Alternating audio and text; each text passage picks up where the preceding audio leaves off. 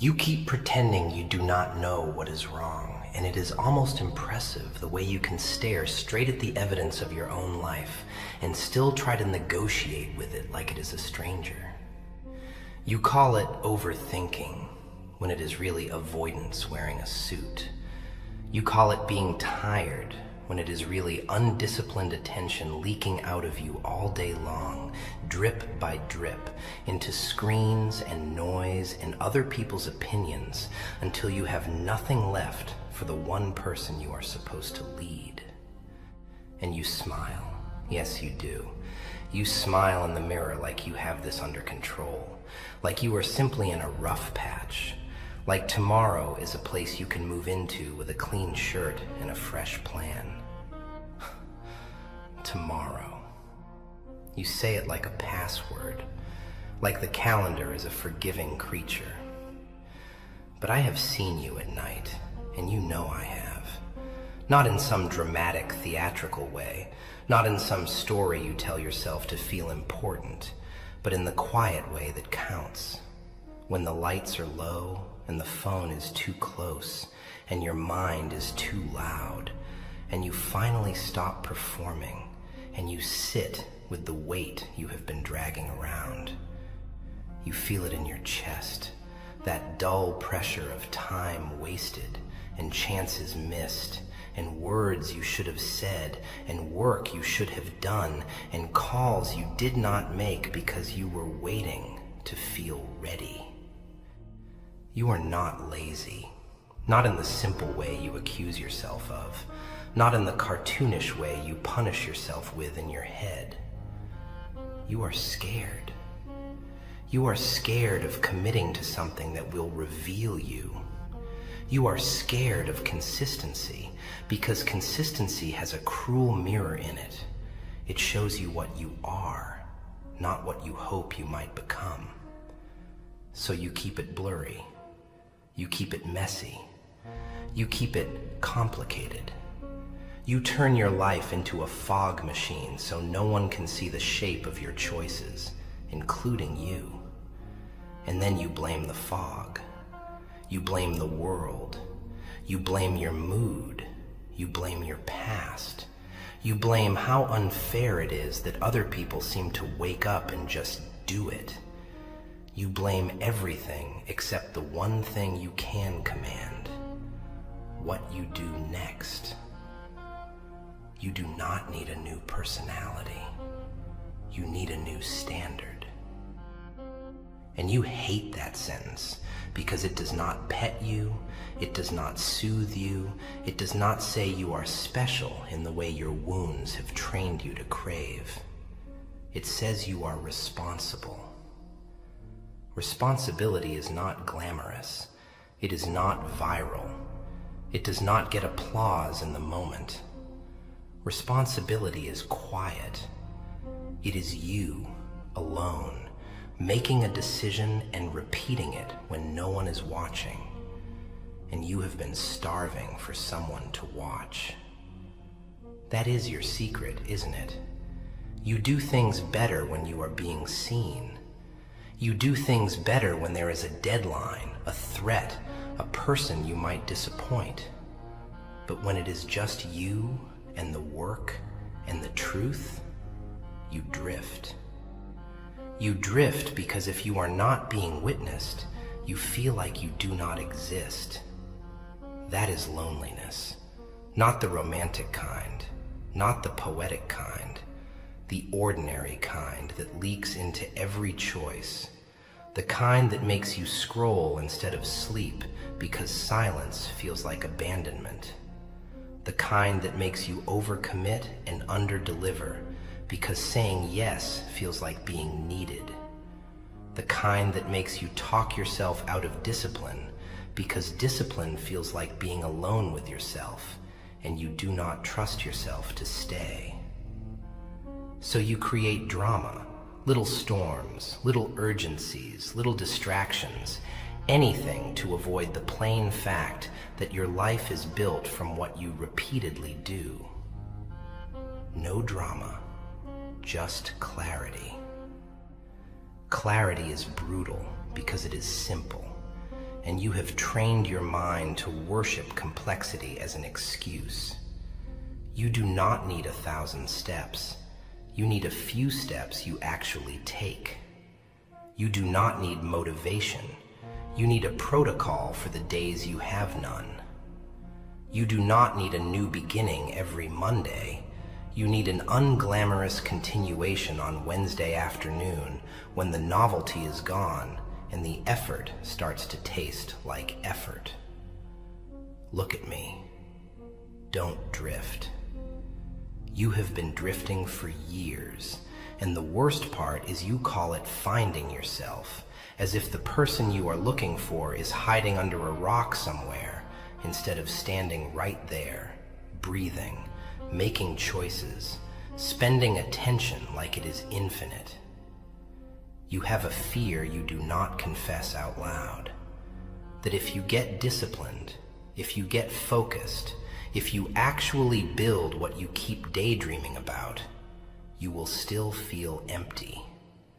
You will still feel that hole in you from being ignored or underestimated or left behind, that bruise that never got an apology.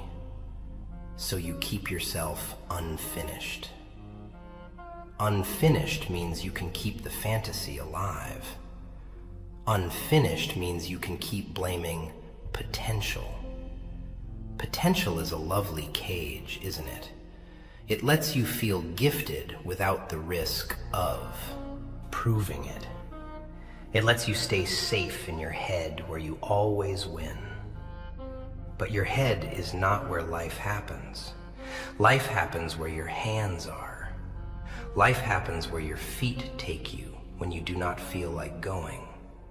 Life happens where your mouth says the difficult truth without cruelty, where your eyes stay on the task instead of darting toward the next hit of distraction. And yes, I know you have pain. I know you have history. I know there are mornings where getting up feels like dragging a heavy curtain off your face. I am not here to deny that. I am here to stop you from worshiping it. Pain is not a crown. Pain is not a personality. Pain is a signal. And signals are meant to be read and acted on, not displayed for sympathy like a badge you hold up to the world. You have been hurt, and that hurt taught you some twisted lessons, that you must be perfect to be safe, that you must be liked to be secure, that you must always have an escape route. So you keep options open, you keep doors cracked, you keep your effort half measured, because full effort would mean full vulnerability. And you would rather suffer quietly than risk failing loudly. Here is the thing you avoid. You are already paying the price. You are paying it in slow regret, in daily self-disgust, in that private resentment you feel toward people who simply did what you keep postponing. You are paying it in the way you flinch when someone asks how it is going, because you know you are not living at the level of your own promises. You are paying it in the way your confidence is not missing. It is buried under a pile of broken agreements with yourself. Every time you told yourself you would start and you did not, you chipped away at your own trust. And now you wonder why you cannot rely on you. Trust is not a feeling. Trust is a record. The record can be rebuilt, but only if you stop negotiating with the truth. The truth is, you are not a fragile thing that must be protected from discomfort. You are an adult with a mind that can be trained, and a body that can be guided, and a future that will not wait for your mood to give permission. You want someone to save you from your own patterns. You want a mentor, a partner, a miracle morning, a perfect plan. Fine, I will give you something better than all that. A mirror that does not lie. You are where your habits put you, not where your intentions put you, not where your trauma puts you, not where your dreams put you, your habits. And habits are not fate, they are rehearsals. You have been rehearsing distraction. You have been rehearsing self-pity. You have been rehearsing later.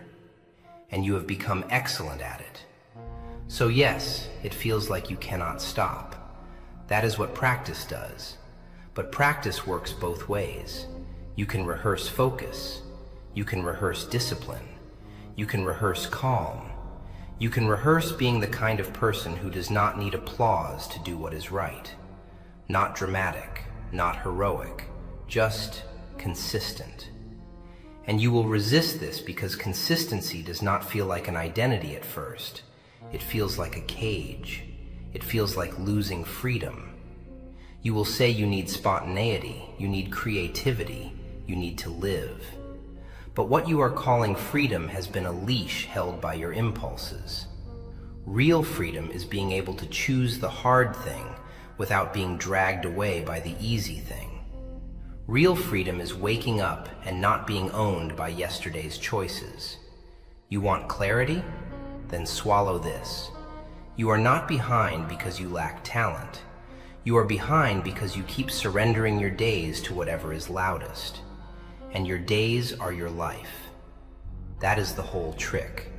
No dramatic villain, no tragic destiny, just a series of small surrenders that turned into a personality. Now, breathe.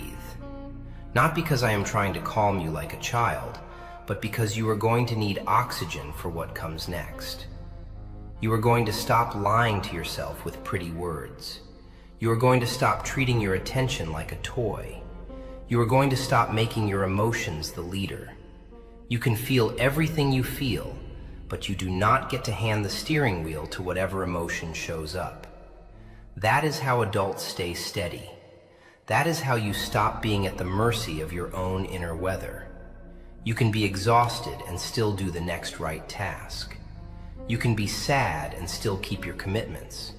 You can be angry and still speak with control. You can be lonely and still build. You are not a puppet. You are not a victim of your own mind. You are a mind with the ability to set rules. And rules are not cruelty. Rules are compassion for the future you, the one who is begging you not to waste another year proving you can survive without thriving. You want productivity, but you keep treating it like a mood, like a spark that either arrives or does not. Like a visitor you have to entertain with the right lighting and the right music and the right coffee. And when it does not show up, you shrug and say, well, what can I do? I did not feel it today. That is adorable. That is like waiting for the ocean to politely arrange itself into a staircase before you agree to swim. Productivity is not a mood. Focus is not a mood. They are skills and structures. They are scaffolding. You build them, and then you stand on them whether you feel elegant or not. And yes, you have tried before. You have downloaded the apps, watched the videos, bought the notebooks, made the schedules that looked like art. You were so proud of the plan that you mistook planning for progress. You cleaned the desk like cleanliness could substitute for courage. You organized tasks because it gave you the feeling of control without the risk of doing the one task that might actually change something. You have been busy performing productivity instead of practicing it. There is a difference. Performance wants to be seen. Practice wants to be done. Practice is boring, and that is why it works. The mind that craves constant novelty is the mind that cannot hold a long-term goal. You have trained your brain like a restless animal. Reward, reward, reward. Stimulation, stimulation, stimulation. And then you wonder why a quiet hour of deep work feels like torture. It is not torture. It is withdrawal from distraction. Not dramatic, just clarity. Your attention has been rented out. You have been living in a marketplace where every little notification, every little feed, every little headline is bidding for your eyes, and you keep selling them for cheap. You think you are staying informed. You think you are networking. You think you are taking a break. But you know the truth of how it feels after.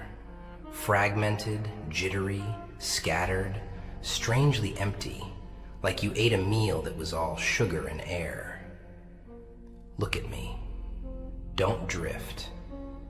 The next time your hand reaches for your phone without permission, do not hate yourself. Do not shame yourself. Just notice it like a scientist. That reach is not random. It is a pattern. It is your brain trying to escape discomfort, trying to avoid effort, trying to soothe boredom, trying to numb a feeling you refuse to name. Most of your distraction is not about entertainment. It is about emotion. You scroll when you do not want to feel. You open tabs when you do not want to decide. You check messages when you do not want to sit with the quiet truth that your life requires sustained work and you have been avoiding it. So here is a rule that is not dramatic, not cruel, just clean. Decide what you do with your mornings before the world decides for you. The first hour belongs to your future, not your impulses. And no, do not argue with me about your schedule, because I am not asking for perfection. I am asking for ownership. You can build a morning that is yours, even if it is short. You can build a ritual that says, I lead myself. Put the most important task early, not because mornings are magical, but because your willpower is not infinite, and you keep spending it on nonsense before you try to do the work that matters. The day does not get easier as it goes. It gets noisier. So you do the hard thing before the noise. You do not need an elaborate routine. You need a short sequence you repeat until it becomes a reflex. Wake, hydrate, wash, dress, sit, start. And yes, you will resist that simplicity, because simplicity removes excuses. You will want to add complexity so you can fail in a sophisticated way. You will tell yourself you need the perfect playlist, the perfect desk, the perfect idea.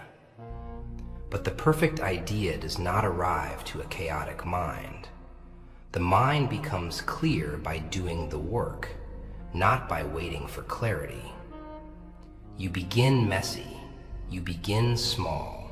You begin again. Consistency is not built by giant heroic sessions. It is built by not breaking the chain when your pride is wounded. So you set a minimum, not a goal that flatters you, a minimum that saves you, a minimum you can do on your worst day without negotiation. Because the worst day is where identities are forged. Anyone can work when they feel inspired. The person you are trying to become works when it is ordinary, when it is tedious, when it is inconvenient. You do not need to love the work. You need to respect the outcome enough to endure the process. Stay here. You have been addicted to intensity. You chase big bursts, big changes, big promises, and then you crash. And then you call yourself inconsistent. And then you start over with another big promise to soothe the shame. That cycle is not weakness. It is misunderstanding. You were trying to build a long bridge with fireworks instead of bricks. Bricks are boring. Bricks are heavy. Bricks are humble. Bricks do not care if you had a rough day. They stack anyway. So you become a bricklayer. You show up, you stack one, you stack another, and you protect the conditions that make that possible. That means you stop pretending you can keep the same environment and become a different person. If your room is a mess, if your tabs are a mess, if your calendar is a mess, it is not because you are hopeless. It is because you have not decided what matters. The environment always exposes priorities. You do not need to become a minimalist monk. You need to stop surrounding yourself with traps. Move the phone away from the bed. That is not a moral statement, it is engineering. Turn off the non-essential notifications. That is not antisocial, it is anti-fragmentation. Choose one time to check messages, not because messages are evil, but because your attention is sacred and you have been treating it like spare change. And when you sit to work, you do not need to feel ready. You need to start the timer and begin. Deep focus is not a mystical state. It is an agreement with yourself that for this block of time, you will not betray the task. Betrayal is a strong word. Good. Use it. Because you have been betraying your future for tiny comforts. You have been trading your long-term goals for short-term relief. And then you wonder why you cannot respect yourself? Self-respect is not a compliment you give yourself. It is the consequence of choices you can stand behind. You want confidence? Stop demanding it as a prerequisite and start earning it as a byproduct. Earn it by doing the thing you said you would do, especially when no one is checking. The world will never give you enough external pressure to build your life. At some point, you must become the pressure. Not harsh, not cruel, just steady. Steady is the word you have been missing. You have been either on or off, feast or famine, intense or absent. Steady is what adults do. Steady is how careers are rebuilt after failure, not with one dramatic comeback, but with a quiet series of reliable days. You show up, you learn, you improve, you deliver. You repair relationships with consistent behavior, not grand speeches. You repair your own mind the same way, and when you get pulled toward distraction, you do not panic. You return. Return is the skill. You will lose focus, everyone does. The trained person returns without drama. Returns like it is normal, because it is. One more truth. The life you want is on the other side of repeated boredom. Not misery, boredom.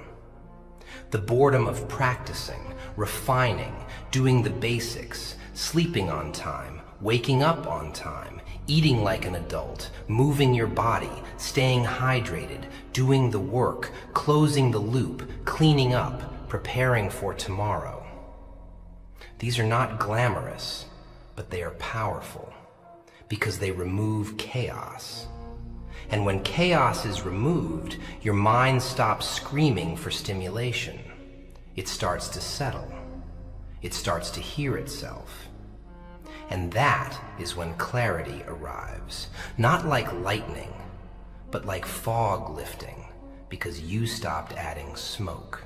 You keep talking about leadership like it is something you will do when you are finally there. When you have the title, when you have the respect, when you have the external proof that you matter. But leadership begins in the smallest, least visible place. The moment you are tempted to react and you choose to respond instead. The moment you are disappointed and you refuse to become bitter. The moment you are angry and you keep your tone clean. The moment you are tired and you still keep your promise. You do not lead people first, you lead yourself first. And the truth is, you have been letting your emotions run meetings in your head. They walk in late, slam the door, demand attention, and you hand them the agenda like a nervous assistant. You say, "Fine, fine, whatever you want, just do not make me feel this." That is not emotional intelligence. That is emotional surrender. Emotional regulation is not pretending you do not feel. It is feeling fully and still choosing what aligns with your values. And yes, you have values, even if you have been living like you do not. You care about respect. You care about dignity. You care about being reliable. You care about being someone your family can count on, someone your future self will not resent. You care about being steady under pressure because you are tired of being pulled around by your own inner storms. So here is how you start. You stop treating anger like it is a weapon you are entitled to use whenever you are hurt. Anger is a signal. It says something feels unfair, something feels threatened, something feels violated. Fine, read the signal. Then choose the response that protects your integrity, the response that does not create collateral damage in your relationships, the response that does not make you spend the next 3 days cleaning up your own mess. You think restraint makes you weak. Restraint makes you powerful. Anyone can explode. Control is rare. Control is expensive. Control is what separates the person who is respected from the person who is merely tolerated. And you have felt tolerated, haven't you? That is one of your deepest wounds.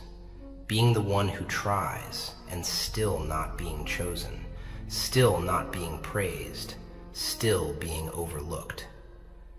You learned to crave recognition because recognition felt like safety. But chasing it made you unstable, because recognition is a moving target and other people's attention is not a foundation. So you must build your foundation internally. I do the right thing because it is right, not because it is rewarded immediately. You show up because you said you would. You keep your word because you are building a reputation with yourself first. And when betrayal happens, and yes, it happens, when someone uses you or dismisses you or takes your effort and acts like it was nothing, you do not collapse into cynicism. You grieve it, privately, cleanly, and then you adjust your boundaries without turning your heart into a locked vault. You can be kind and still be firm.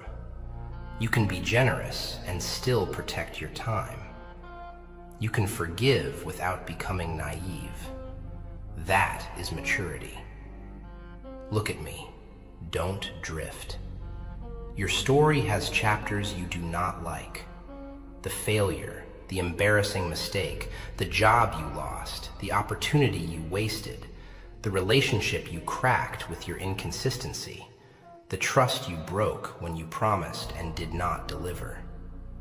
You replay it like a punishment, like if you feel bad enough, you will somehow pay the debt.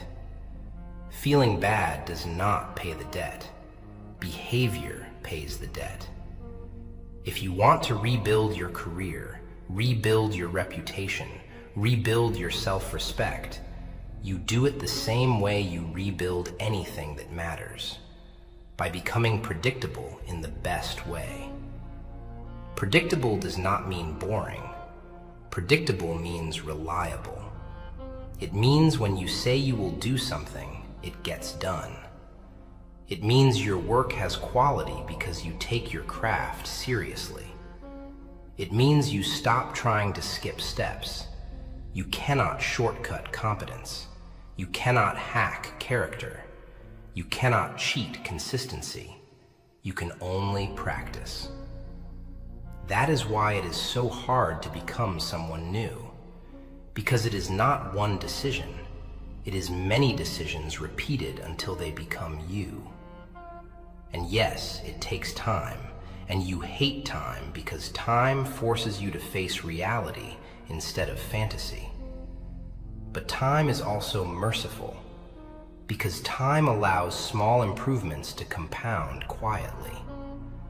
You do not need to reinvent yourself overnight. You need to stop bleeding time through pointless choices.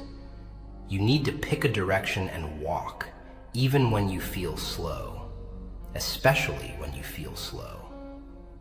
There is a kind of pride in slowness when slowness is steady. The humble person keeps moving. The arrogant person quits because progress is not fast enough. Humility is not thinking less of yourself. It is thinking less about yourself and more about the work. The work does not care about your feelings. The work does not care about your excuses. The work does not care about your past. The work asks one question: will you show up today? And you can answer yes without believing in yourself. You can answer yes while doubting. You can answer yes while afraid. The yes is not a feeling, it is a decision. And there you are again, trying to turn everything into a feeling. Because feelings are flexible, decisions are firm. You keep your life soft so you can reshape it without consequences. But soft lives sag. They sag under pressure. So you harden the right things, your standards, your boundaries, your routines. You soften the right things too, your self-talk, your patience, your ability to start again without self-hatred. Do not confuse gentleness with permissiveness. You can be gentle and still refuse to tolerate your own nonsense. You can be compassionate and still be disciplined. In fact, discipline is compassion when you understand what it protects. It protects your future. It protects your family. It protects the people who rely on you. It protects the goals you claim to care about. It protects your mind from the chaos of constant reaction. And when you lead yourself, something strange happens. You become a person other people can feel safe around. Your steadiness becomes a shelter.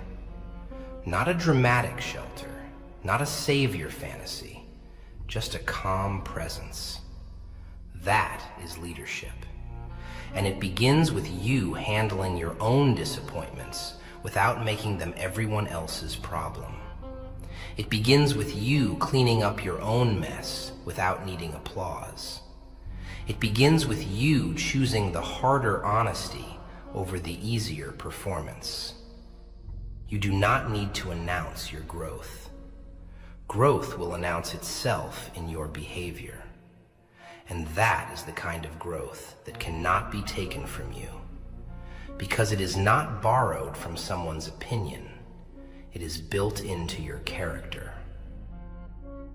One more truth. You cannot control how you are treated, but you can control what you tolerate, what you repeat, and what you become because of it. You do not get to choose your wounds, but you do get to choose your habits. And habits are destiny's quiet handwriting. So now we get to the part you keep ignoring because it is too ordinary to feel heroic. Recovery. Sleep. Rest. The rhythm of your day. You treat your energy like it is an infinite resource, and then you act shocked when your discipline collapses at night like a tired actor forgetting lines. You want self-control, but you keep living like your body is an afterthought. Not dramatic, just clarity. If you stay up too late feeding your mind with noise, do not be surprised when your morning is weak. If you keep your phone as the last thing you touch at night, do not be surprised when your brain wakes up hungry for the same chaos. This is not medical advice, and it is not some mystical wellness sermon. It is basic cause and effect. You are a human being. You need a shutdown ritual. You need a boundary between the day and the night. You need to protect your sleep like it is part of your work ethic, because it is. Sleep is not laziness. Sleep is discipline. It is you saying, I will not sacrifice tomorrow's clarity for tonight's impulsive comfort. It is you closing the loop. It is you putting the tools away. It is you ending the day with intention instead of collapse. You do not need to be perfect. You need to be consistent enough that your body starts trusting your schedule. Set a time to power down, not because you are fragile, but because you are building a machine called you, and machines run better when they are maintained. Put the screens away earlier, not forever, not dramatically, just earlier. Dim the lights, lower the noise. Let your mind decompress without needing constant input. Write down the few tasks that matter for tomorrow so your brain stops spinning them like a restless wheel. Tell yourself, I have captured what matters. I can rest. Rest is a decision too. And when you wake up, you do not negotiate with the bed for 30 minutes like you are bargaining with gravity. You get up, you make the bed, you begin. Because every morning is a vote for drift or direction, a vote for chaos or order, a vote for the person you have been or the person you are building. And yes, there will be nights when you feel the old emptiness crawling around your ribs, that loneliness that whispers you are doing all of this and still no one will understand you, still no one will clap, still no one will come rescue you. Listen carefully. That loneliness is not proof you are failing. It is proof you are finally not numbing yourself. It is proof you are present. You are learning to stand in your own company without panicking. That is strength. That is adulthood. That is the beginning of real peace, not the peace of distraction, the peace of self-respect. Stay here. When the loneliness rises, you do not run to the screen like it is a life raft. You let the feeling be there, and you keep your behavior clean. You breathe. You tidy one small thing. You prepare for tomorrow. You read something that builds you instead of drains you. You do a short review of your day. Where did I keep my word? Where did I slip? What is the next repair? You repair without theatrics. You repair without self-hatred. You repair like someone who is committed to becoming stable. And then you go to bed, not because the day was perfect, but because you are practicing something rare: delayed gratification. The ability to say no to the immediate urge because you respect the long arc. The long arc is what you have been missing. You live like the week is all that exists, like the month is the horizon, like you must feel good now or life is broken. But the long arc is where strong people live. Strong people build seasons, they build years, they build legacies in quiet increments. They do not rush and they do not quit. They do not demand constant evidence that it is working. They keep planting because planting is what they do. And yes, some days will feel dry. Some days will feel unrewarded. Some days you will look at your life and think, is this all there is? Just work and restraint and patience? And I will tell you with no drama, just clarity, this is not all there is. This is the foundation. This is the structure that makes everything else possible. Without structure, joy becomes chaotic. Without discipline, freedom becomes impulse. Without patience, goals become fantasies. You are building a self that can carry good things without dropping them. You are building a mind that can hold focus long enough to create something meaningful. You are building a character that can be trusted by others and by you. And when you have that, life opens. Not like a movie scene, not like a sudden miracle, but like a door that has been unlocked because you finally stopped jamming it with excuses. Quiet steps, quiet strength, quiet days that stack into a life you can stand inside without flinching. Look at me. Don't drift. You are not here to be entertained. You are here to be changed by the truth. So the next time you feel that familiar urge to postpone, to soften the standard, to tell yourself you will start when you feel better, remember this: you do not become disciplined when you feel strong. You feel strong when you practice discipline. You do not become focused when the world becomes quiet. The world becomes quieter when you stop feeding it your attention. You do not become confident when you finally succeed. You succeed more often when you finally keep your word. And you do not become resilient by avoiding discomfort. You become resilient by meeting discomfort with patience and controlled action. You have already survived what you thought would break you. Now you will stop merely surviving and start constructing.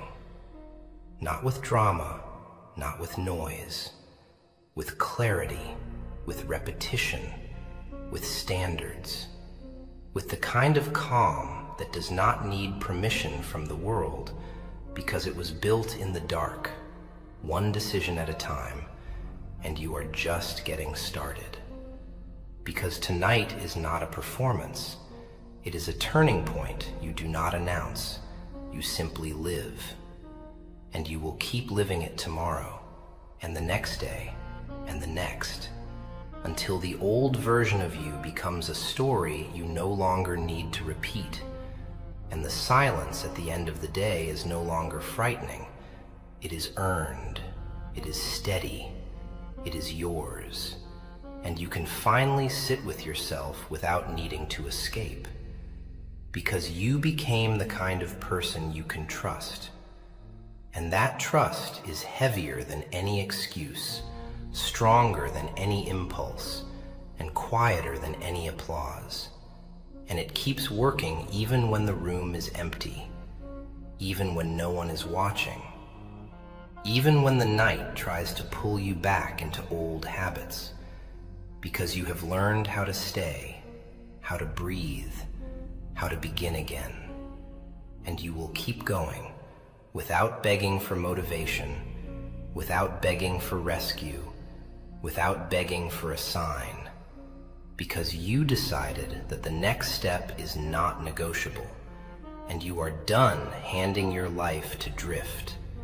You are done letting your attention be stolen. You are done letting your emotions run the show. And you are ready to move with patience and precision into the long arc of your own making, where strength is not loud, but it is constant, where discipline is not punishment, but protection, where clarity does not comfort you, but it steadies you, and where you finally understand that the most powerful thing you can do is show up again and again and again, until the person you want to be is no longer a wish, it is your default.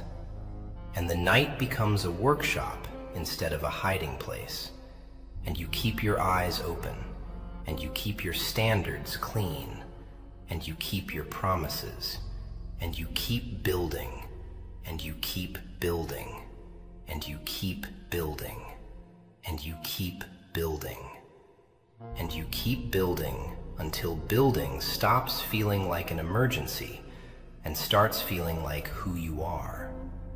Until you realize the strange secret nobody tells you because it doesn't sell well. The person you envy is not made of different material. They are made of different repetitions.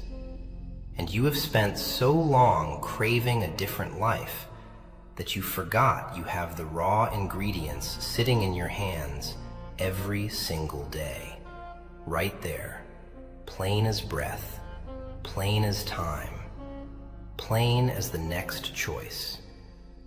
And you keep waiting for some dramatic shift in the universe, when the only shift that matters is the quiet one inside you, where you stop asking permission to be disciplined. You stop asking permission to focus. You stop asking permission to act like your life belongs to you, because it does. And if you don't claim it, something else will. Someone else will. The algorithm will. The noise will.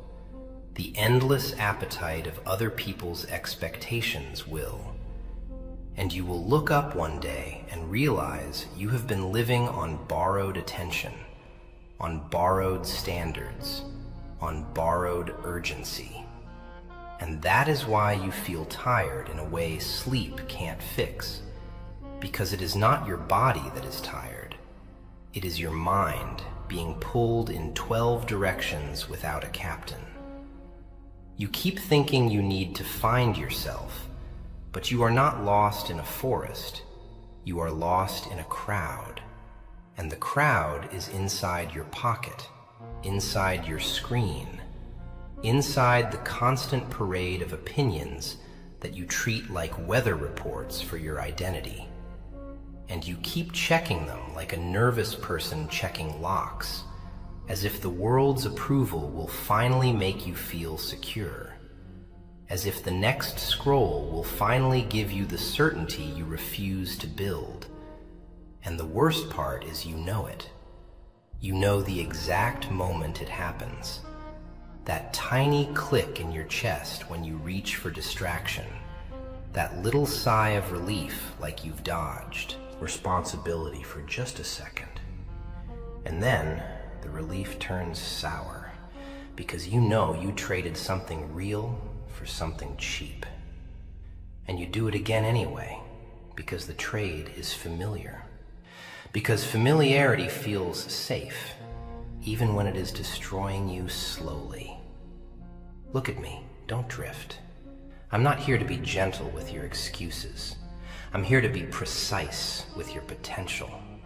And precision means you stop calling your weakness personality.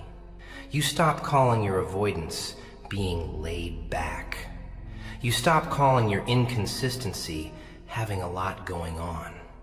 Because everyone has a lot going on. Everyone has pressure. Everyone has reasons.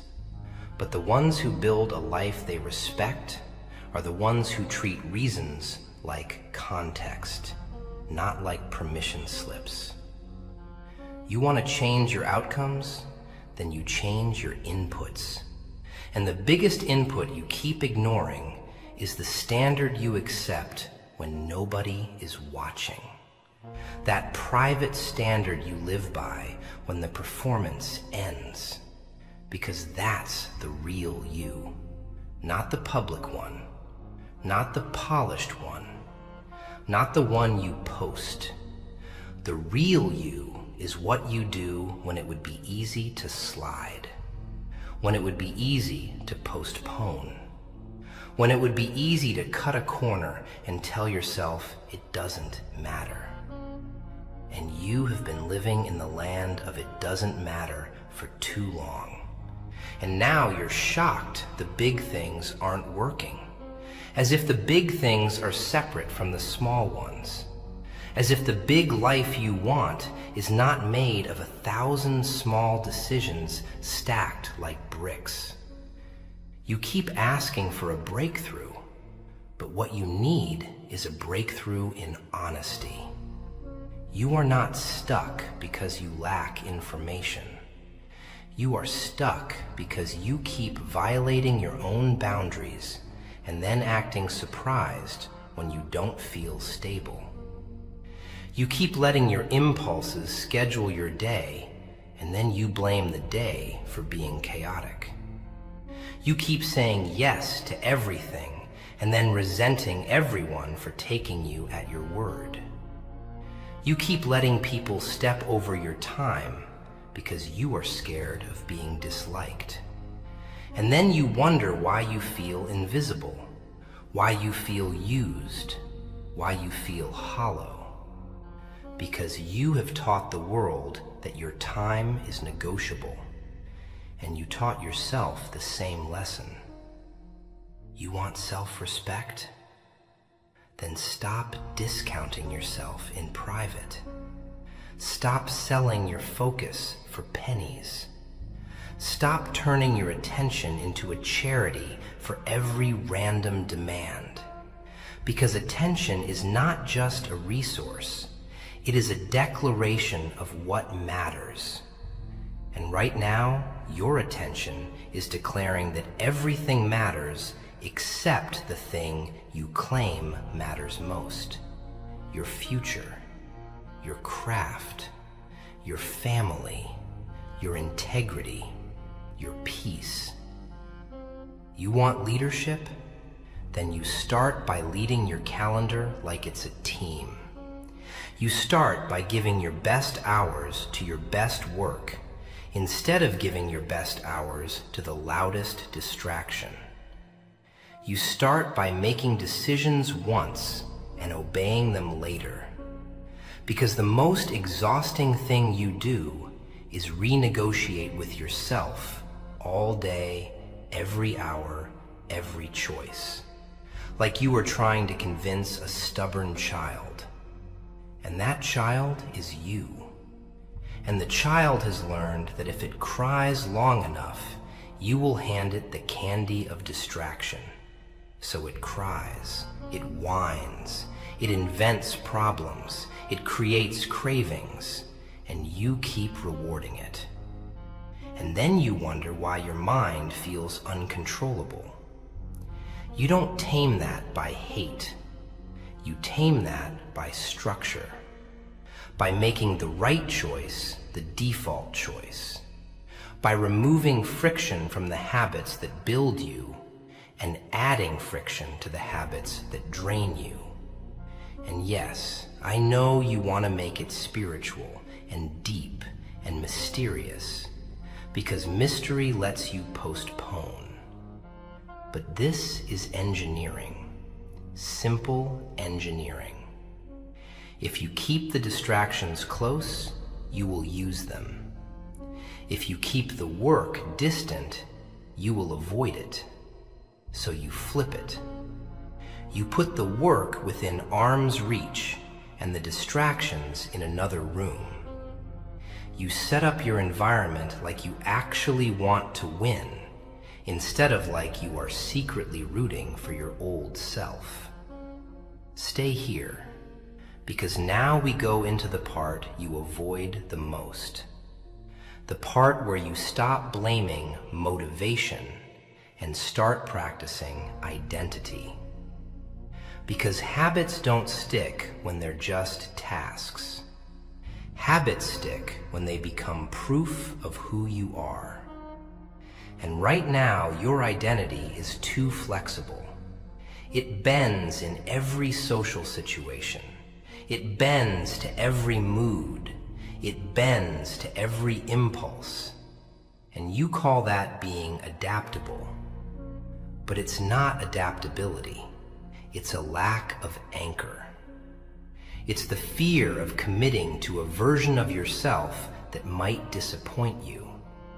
And that fear makes you shapeshift until you don't recognize your own reflection. So you need an anchor, not a slogan, not an affirmation, an anchor that holds under pressure. I am the kind of person who keeps my word. I am the kind of person who starts even when it's messy. I am the kind of person who finishes. I am the kind of person who does not abandon my future for a moment of comfort. And you prove that identity with small acts, small proof, daily proof, because your brain listens to evidence, not speeches. And you have been giving it speeches for years while feeding it evidence that you don't follow through. And then you wonder why you don't believe yourself. The belief comes after the behavior, always. And that's why you keep waiting for belief and it never arrives. Because you're trying to harvest without planting. You're trying to feel like a disciplined person without doing disciplined things. You're trying to feel like a focused person while living like a scattered one. And feelings don't respect lies. Feelings might be loud, but they are honest in their own way. They reflect what you repeatedly do. You want to build consistency. Then you stop worshiping intensity. You stop trying to do 12 hours of work to punish yourself for 12 days of avoidance. Because punishment is not discipline. Punishment is drama wearing a badge. Discipline is calm repetition. Discipline is the quiet decision to do the minimum even when you're not in the mood. And the minimum is not a joke, it's a lifeline. It's the bridge between who you are and who you want to become. Because the minimum keeps the chain alive. The minimum tells your identity, we don't quit here, we do something. We keep contact with the mission. We keep a hand on the steering wheel even when the road feels long. And while you do that, you also learn a darker truth about yourself. One that isn't pretty, but it's freeing. You don't just procrastinate because you're distracted. You procrastinate because you're afraid of what happens if you try and it still isn't enough. You're afraid of the honest scoreboard. The scoreboard that says, this is your current skill, this is your current output, this is where you actually stand. And you would rather live in the fog of potential than stand in the light of reality. Because reality feels like judgment. But reality is not judgment. Reality is information. And information is power if you use it with humility. If you stop treating feedback like an attack and start treating it like direction. You want to rebuild your career? Then you become teachable. You become the person who can hear correction without collapsing. You become the person who can take a note without turning it into a wound. You become the person who can say, I didn't know, now I do, and you move forward. Because nothing slows a person down like pride pretending to be dignity. Pride that refuses to learn because learning would mean admitting you're not already perfect, and you're not. And that's fine. Perfection is not the requirement. Progress is. Reliability is. Professionalism is. The ability to keep your composure under pressure is. Because the world rewards the people who can be steady when things are not. Look at me. Don't drift. You have been telling yourself you need more time, but what you need is more honesty about where your time goes. Because time isn't disappearing, it's being traded. It's being spent on little emotional purchases. A scroll to avoid boredom, a video to avoid discomfort, a snack to avoid tension, a new tab to avoid decision. And each purchase feels harmless because it's small. And that's how you lose a life. Not with one dramatic mistake, but with 1,000 tiny trades that felt too small to matter. You want to reclaim your attention from the dopamine circus? Then you stop treating your mind like it needs constant entertainment. You let it be bored on purpose. You practice boredom like a skill. Because boredom is the doorway to deep focus. Boredom is where your mind stops begging and starts building. And at first it will feel like restlessness, like your skin wants to crawl, like you need to check something, anything. But that's not need, that's habit, that's conditioning. And conditioning can be reversed, gently, steadily, by not feeding it every time it knocks. You sit at your desk and you don't open 1,000 tabs. You open one. You pick one task. You define the next action, not the whole project, just the next action. Because your mind panics when you try to swallow the whole mountain. And panic is what sends you running back to distraction. So you make it small, you make it clear. Write the first paragraph, outline the next meeting, draft the email, review the notes, learn the skill for 30 minutes. And you do it like you're laying rails, one piece at a time. And you trust that rails become distance. And while you're at it, you stop poisoning your own progress with comparison. Because comparison is a thief that doesn't steal your talent, it steals your patience. It makes you rush. It makes you feel behind. It makes you disrespect your own timeline. And rushing leads to sloppy work. Sloppy work leads to shame. Shame leads to avoidance, and the cycle continues. And you call it being hard on yourself, but it's not discipline, it's insecurity. And insecurity is a terrible coach because it screams, but it doesn't guide. You need a better coach inside your head. A voice that is firm without being cruel. A voice that says, we do the work, we learn, we improve. We don't run, we don't hide, we don't make excuses, and we don't insult ourselves. Because insults don't build character, they corrode it. And yes, you can hear my voice in your head right now, and it might make you uncomfortable because it's not flattering. It doesn't treat your pain like a throne. It treats your pain like a responsibility. It says, you have been through things. So what? You still have a duty to become stable, because your wounds do not get to become weapons against your future. Stay here, because now we turn to the part where you stop being surprised by your own emotions. The part where you learn to handle the surge without becoming it. Because emotional regulation isn't a personality trait, it's a practice. And practice looks like this. When you feel the heat rising, you pause before you speak. You slow your breathing. You give your nervous system a second to settle. You name the feeling privately without obeying it. You ask yourself one clean question. What response will I respect tomorrow? And then you choose that response, even if your pride wants a louder one.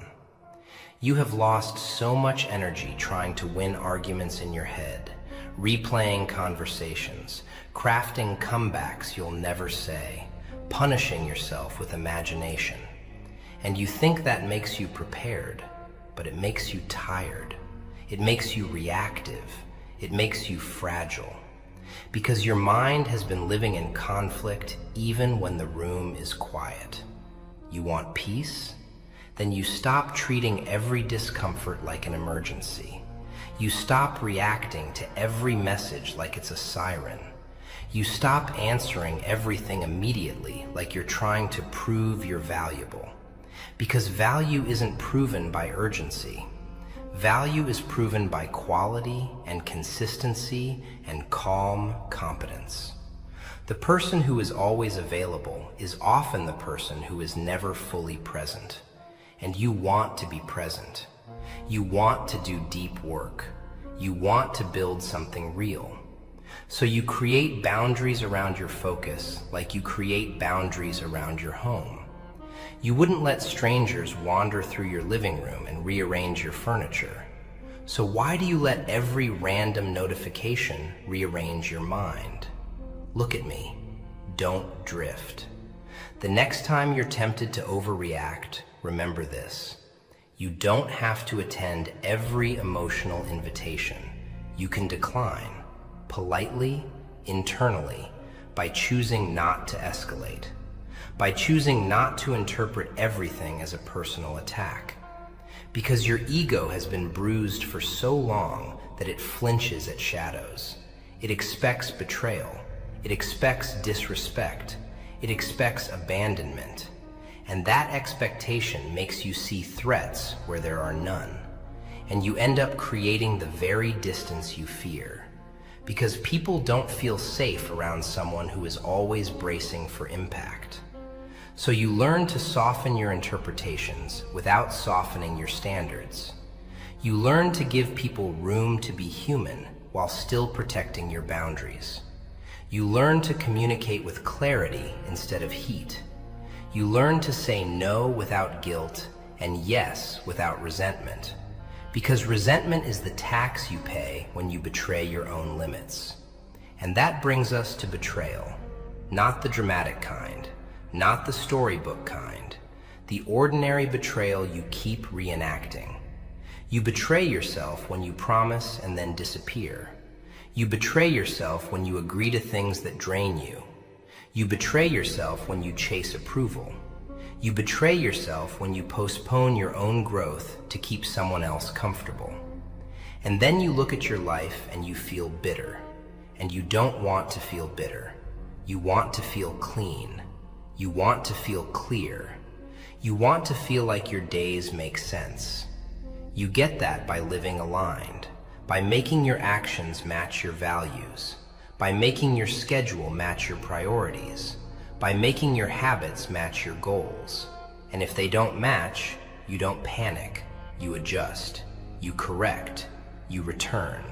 Because returning is the skill. Stay here. Because now we shift to something you pretend you don't care about, but you do. Reputation.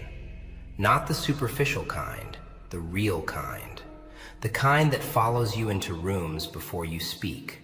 The kind built by your work, your reliability, your calm, your honesty, your ability to handle pressure, your ability to deliver without drama. You want career growth? Then stop acting like your career is separate from your character. Stop acting like your job is something you do to survive and your real life is somewhere else. Because your work is where your habits get tested. Your work is where your discipline shows up. Your work is where you learn whether you can stay steady when you're bored or criticized or tired.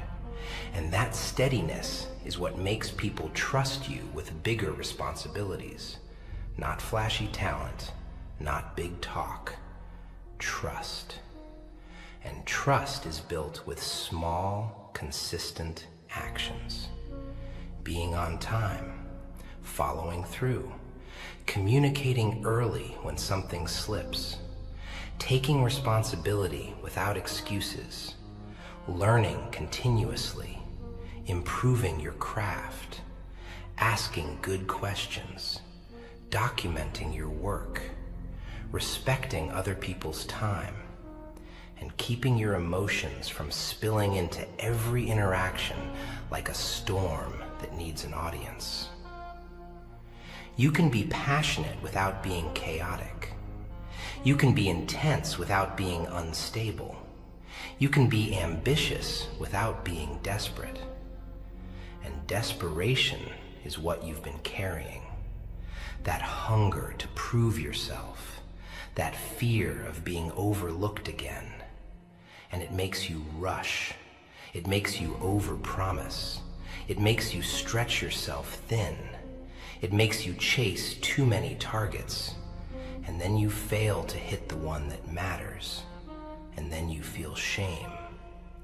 And shame makes you hide. And hiding makes you fall behind. So you replace desperation with process. You replace fear with routine. You replace the craving for recognition with the satisfaction of competence. Because competence is a quiet confidence that does not need applause. It needs only evidence. And you love applause, don't you? You pretend you don't. You act like you're above it, but you crave it because you went too long without being seen.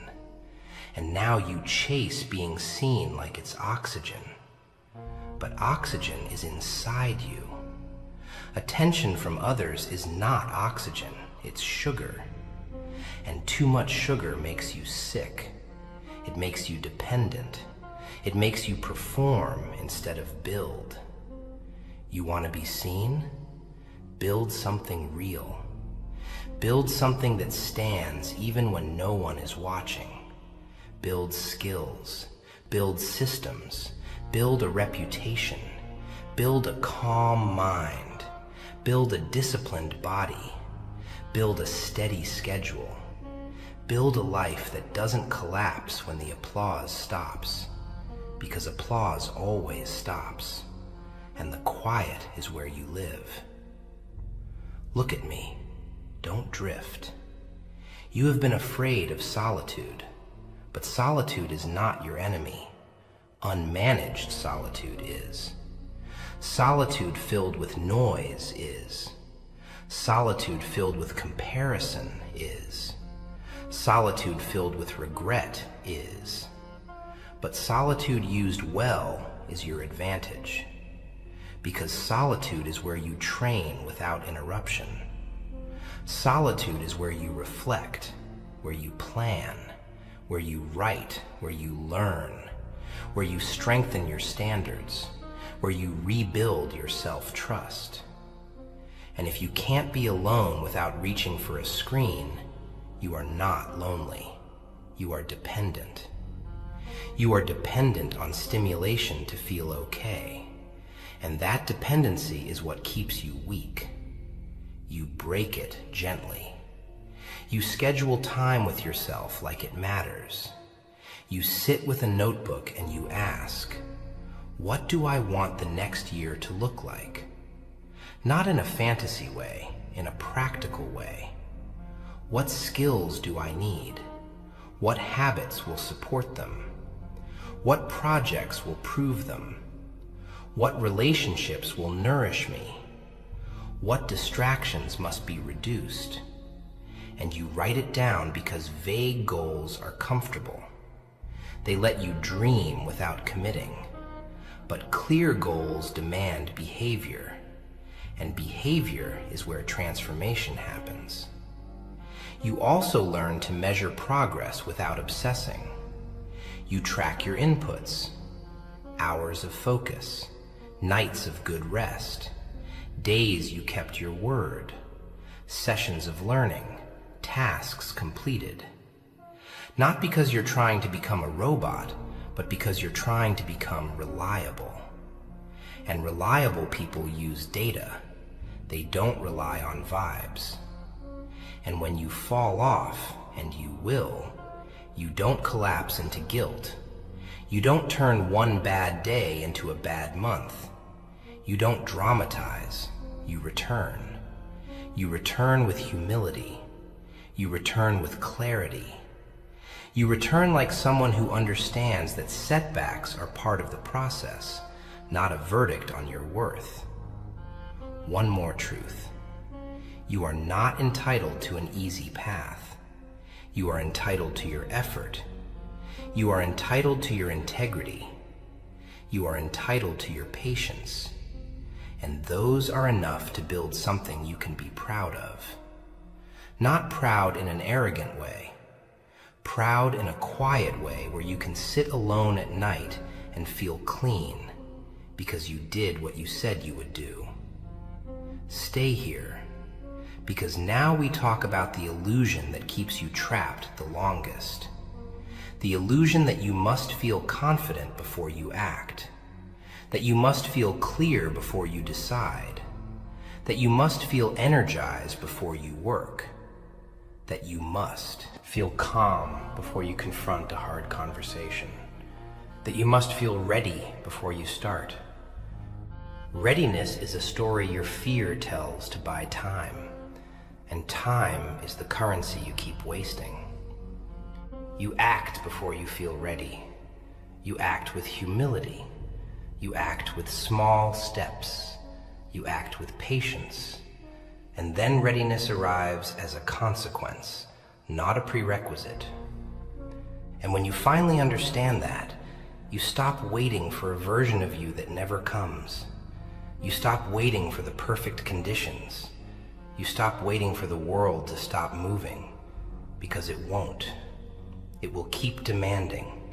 It will keep distracting. It will keep offering you cheap comfort. And you will keep saying no, calmly, not with anger, not with drama, with clarity. Because clarity is what happens when you decide what matters and you behave accordingly. And yes, there will be days where you feel the old ache, the old shame, the old loneliness, the old fear that you're too late, that you missed the window, that you ruined your chances. But late is not dead. Late is not hopeless. Late is simply later than you wanted, and later still moves forward. And the only true loss is refusing to start because you're embarrassed you didn't start sooner. You want to rebuild after failure? Then you accept the embarrassment as part of the fee. You pay the fee with action, and you don't ask for a refund in the form of self-pity, because self-pity is expensive. It costs you momentum, it costs you time, it costs you dignity, and you have already paid enough. Look at me. Don't drift. You are not here to be punished by your past. You are here to be trained by it. You are here to extract lessons without worshiping the pain. You are here to become wiser without becoming colder. And that is the balance you must protect. You do not let the world harden you into bitterness. You let it mature you into steadiness. You let it teach you boundaries. You let it teach you patience. You let it teach you gratitude for small things. Gratitude not as a performance, not as a forced smile, but as a discipline of attention. Because what you focus on grows, and if you focus on what is missing, you will always feel poor. And if you focus on what is within your control, you will feel powerful. Not powerful like a tyrant, powerful like a person who can steer. And when you can steer, you can serve, you can build, you can contribute, you can lead. You can be a stabilizing force in your home, in your team, in your community, not by loud speeches, but by being the person who doesn't collapse, the person who doesn't escalate, the person who doesn't quit, the person who does the work, the person who keeps the standard, the person who is calm enough to think and humble enough to learn. And that is the point of all this. Not to turn you into a machine, not to turn you into a cold statue, but to turn you into someone free from the tyranny of impulse. Someone who can choose meaning over moment. Someone who can build a long life without burning out on short thrills. Someone who can sit in the dark and not be afraid of their own thoughts, because their thoughts are no longer a courtroom, they are a workshop. And the tools are simple: attention, routine, patience, responsibility, and the daily decision to return, return, return, until the old chaos is no longer home. It is just a place you used to live, and you don't hate that old you. You don't spit on them. You thank them for surviving, and then you keep walking. Because survival was the beginning, not the destination. And now you're building something steadier, something cleaner, something that can hold weight. And you will keep going, and you will keep going, and you will keep going, until the day you realize that going is not a dramatic event. It is a posture. It is the way you sit in your own life without constantly trying to escape it. And you keep thinking you need a new spark, when what you need is a new spine. A spine made of decisions you do not argue with, because you have spent too long turning every commitment into a debate club in your head. And every debate ends the same way. Your impulse wins by exhausting your patience, and then you call it fate, and then you call it personality, and then you call it just who I am. Like you were born with a thumb that automatically scrolls and a mind that automatically quits. Like you were designed to drift, but you weren't. You were designed to choose. And you have forgotten that because choosing feels heavy and drifting feels light. and you have been chasing lightness in all the wrong places, chasing ease, chasing comfort, chasing the quick relief, and then wondering why your life feels thin. Thin, like a paper version of what you imagined. Thin, like you can see through it, like it doesn't hold you. And that's because you've been living like a guest in your own days, walking through them politely, not touching anything, not rearranging anything, not claiming anything, as if you might get kicked out, as if your own life is temporary. Look at me. Don't drift. The truth you avoid is that your life is not temporary in the way you pretend. It is temporary in the only way that matters. The day ends whether you used it or not, and the week ends whether you grew or not, and the year ends whether you rebuilt or not. And there is no replay button. There is only the next decision and the next one and the next. And you have been living like you have unlimited credits, like you can keep restarting, like the consequences are optional. But consequences are not angry. They are not cruel. They are just consistent. And you have been training consequences to look like disappointment. You want to stop living in disappointment? Then stop creating it with predictable choices. And do not tell me you don't know how, because you do. You just keep refusing the cost. And the cost is discomfort. The cost is saying no when your body wants yes. The cost is sitting down to the work when your mind wants entertainment. The cost is staying calm when your pride wants to flare up. The cost is doing the boring thing again and again and again until the boring thing becomes your backbone. Stay here, because now I want to talk to the part of you that is secretly tired of being the one with potential. The part of you that is tired of being the person people describe with soft words that mean nothing, like, oh, they're talented. Oh, they're smart. Oh, they could do so much. As if your life is a museum of unfinished sketches, and everyone is politely admiring what you might have been if you had the courage to finish something. You hear those words and you smile and you nod, but inside you feel a quiet sting because you know what they're really saying. You haven't delivered. You haven't built proof. You haven't made the invisible visible. And you can blame them for not seeing your heart. You can blame them for not knowing your struggle. But the world is not built to reward struggle. It is built to reward output. And that is not unfair. It is just reality. Because output is what helps other people. Output is what solves problems. Output is what carries value. And you are not here to be a diary entry. You are here to contribute.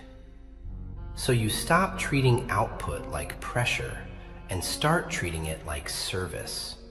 Because when you frame your work as service, the ego relaxes, the fear relaxes, the perfectionism relaxes. Because it's not about you being impressive, it's about you being useful. It's about you being reliable. And reliability is the most underrated form of confidence. You want to rebuild after failure? Then become useful again, quietly, steadily, with craft, with attention to detail, with professionalism that doesn't need to be announced. And you start by doing the work you keep postponing because it feels too small, too basic, too beneath your dream. Listen to me. The basics are not beneath you. They are beneath the life you want, like a foundation. And if you ignore them, the whole building tilts every time. So you take the basics seriously. Your email tone, your punctuality, your notes, your follow-ups, your ability to ask clear questions, your ability to deliver what you said you would deliver, your ability to communicate early when something is slipping instead of hiding until the last minute, your ability to handle feedback without turning it into a personal crisis.